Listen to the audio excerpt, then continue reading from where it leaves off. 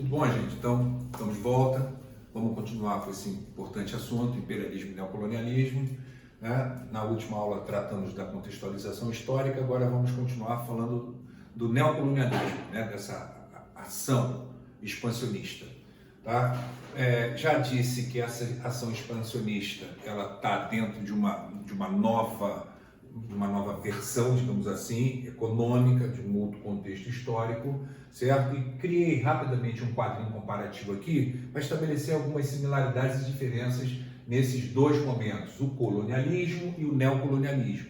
Lembrando que na questão do colonialismo eu estou fazendo um recorte, não estou falando do colonialismo da antiguidade, certo? Mas basicamente estou falando do colonialismo verificado na Idade Moderna, tá certo? Então, comparando, né, e já adiantando, vou falar de similaridades e diferenças, certo? Esse colonialismo como similaridade tem o próprio agente expansionista, no caso o europeu, né, a potência europeia, tá? Essas potências, elas podem mudar no caso, né? Nesse momento aqui vamos falar de Portugal, Espanha, Inglaterra e França, nesse momento do século XIX e XX, né? Aí já falaremos de Inglaterra, França, a Alemanha que está em processo de unificação, o norte da Itália também verificando um processo de unificação, a Bélgica, a Holanda, portanto mudam as potências de acordo com o contexto histórico, tá? A outra diferença, certo, é cronológico.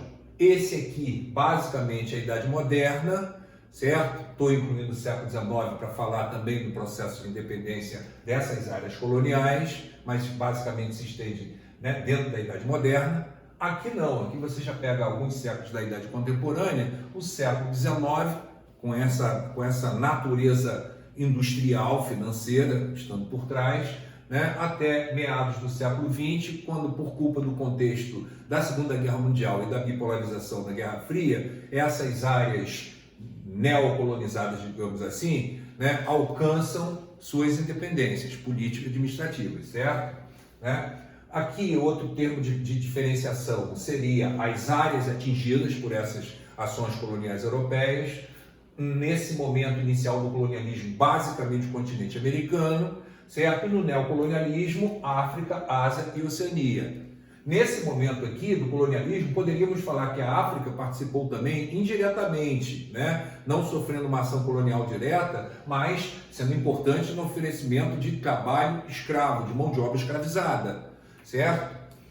Uma outra diferença que a gente pode estabelecer, e em alguns aspectos eu acho que fica mais no discurso do que na própria prática, é a base econômica, certo, dessa expansão. No caso daquilo que foi verificado na América na Idade Moderna, se fala de uma base mercantil, de uma base comercial e das demandas que essa ação comercial, né, exigia naquele momento, certo? No caso do neocolonialismo, você está falando de uma base industrial, financeira, certo? E suas demandas, né, que já tratamos na aula anterior. Aqui, basicamente, você fala, nesse momento, né, de acomodação de população, você vai falar de uma questão de intolerância político-religiosa, né? Aqui não, nesses continentes no século XIX e XX, você está falando de um próprio efeito da expansão industrial, de um crescimento considerável dessa população, de um crescimento considerável da urbanização. Então, num determinado momento, esse maior contingente de humanos, né, exige busca por novas terras. Essas áreas aqui citadas, elas vão oferecer a essa população excedente dentro das áreas industrializadas, né, uma oportunidade de começar novas histórias, certo? Uma oportunidade de desenvolver uma situação socioeconômica mais favorável, certo? Não é só a questão da política ou da religião que fica indesejável dentro da área europeia, no caso, tá certo? Eu falei aqui que essa diferença mercantilista e liberal, em alguns casos, ela fica muito mais no discurso do que na prática, porque teoricamente aqui, na relação entre a área de domínio e o dominador, teoricamente aqui se iria configurar uma relação de maior inflexibilidade. No caso, falaremos de exclusivo metropolitano, que já foi chamado de pacto colonial. E, teoricamente, se aqui tem um discurso calcado do liberalismo, teria uma maior flexibilidade entre as partes, inclusive com possibilidade de livre comércio, né, nas páginas do livro, existe essa diferença. Na prática, sabemos que os interesses, né, do dominador quase nunca permitem essa flexibilização, essa autonomia por parte de quem é dominado, de quem é tutelado ou colonizado, certo? Uma outra questão que fica muito mais no livro de história, né, ou na literatura, que vale, vamos colocar assim, é a questão da mão de obra. Teoricamente, no mercantilismo, você teria, né, a intensificação do uso do trabalho escravo, e se aqui tem uma base liberal, né, você deveria valorizar o trabalho assalariado. Sabemos que não é assim, certo? Tem a necessidade premente do trabalho, tem a necessidade premente do consumo crescente, mas isso não necessariamente vai fazer com que todo trabalhador dessa área dominada ele seja assalariado.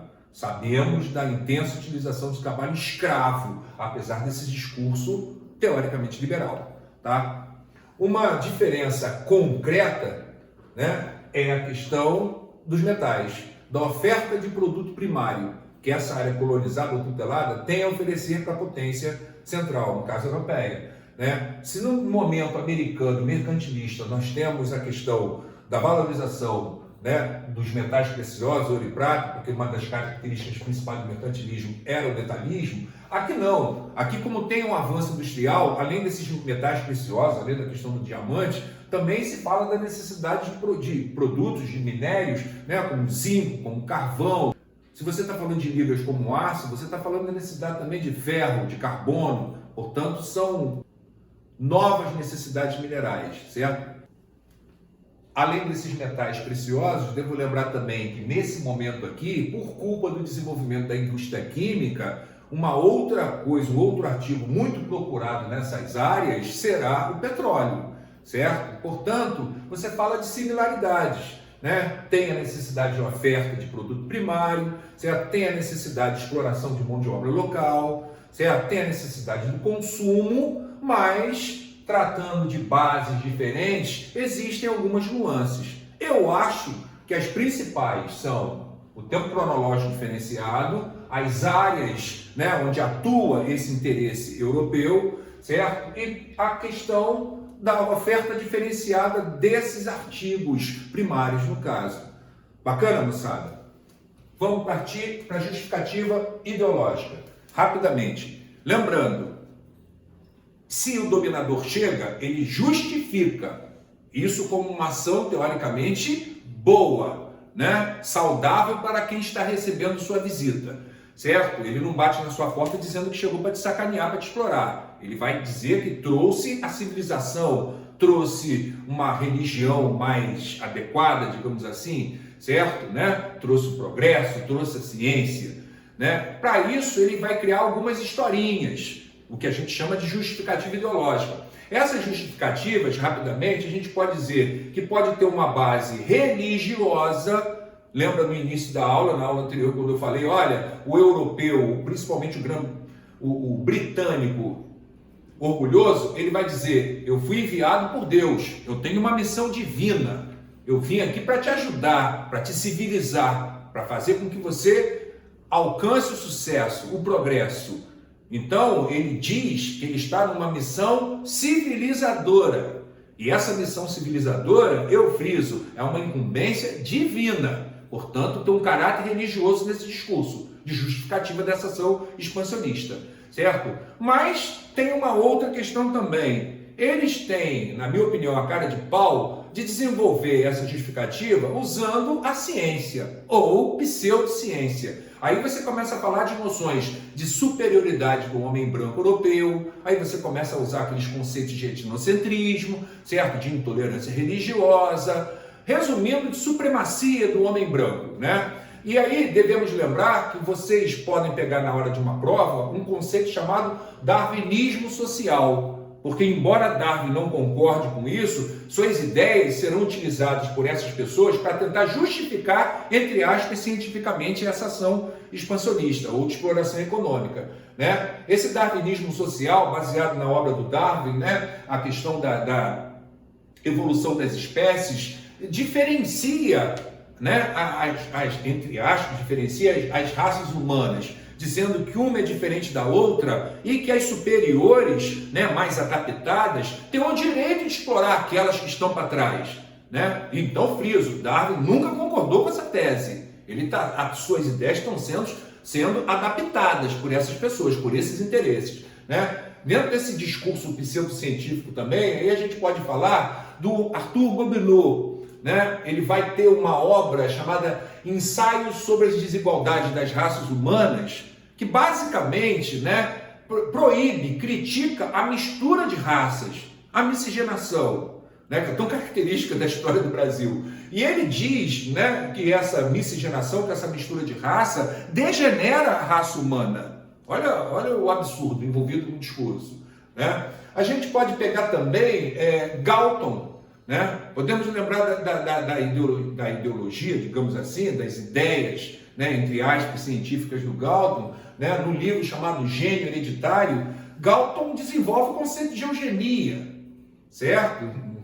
Gente, chego a perder a fala, né? Quando você fala de eugenia, na verdade você está falando de estudo do aprimoramento da raça humana, né? Eu lembro logo de um tal de Joseph Mengele, de uma Alemanha nazista, certo? O desespero da raça humana, né? E aí, se você está falando que a raça humana pode ser aprimorada, esse cara chega a defender que a inteligência, né, a genética, é uma questão hereditária, certo?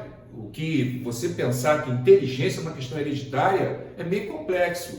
Eu prefiro acreditar que a inteligência humana é fruto da interação desse indivíduo com seu meio, com seu processo histórico, social e cultural, não necessariamente uma herança.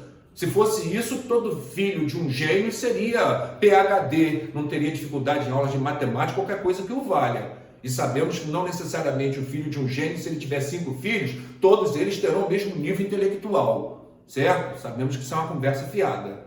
Tá bacana, moçada? Então, lembre-se que para justificar esse mito da superioridade, esses caras vão criar, inclusive, historinhas. Lembrando que no século XIX você vai pegar um escritor inglês, britânico, pai, digamos assim, literário do Tarzan, e se você traduzir a história do Tarzan, é uma história completamente racista, né? Um branco europeu que por um acaso de destino, por um desastre, vai parar na África, esse recém-nascido de origem europeia, ele será criado por macacas, certo? E adulto, esse indivíduo, Tarzan, de origem europeia, ele vai resolver tudo quanto é problema da África. Desde unha encravada à bomba atômica, o Tarzan resolve. Isso é uma visão completamente racista, preconceituosa, como se o próprio africano não tivesse condições de resolver seus problemas. E nessa batida do Tarzan você pega o Fantasma, né, Johnny Quest e por aí vai. Tá cheio de história preconceituosa de base racista aí pra gente assistir. Certo, moçada? Na próxima aula falaremos, tá, das manifestações e conflitos desse imperialismo, sinalizando principalmente nos continentes africano e asiático. Falou, moçada? Espero vocês. Continuo contando com a atenção de vocês. Abração e se cuidem. Valeu!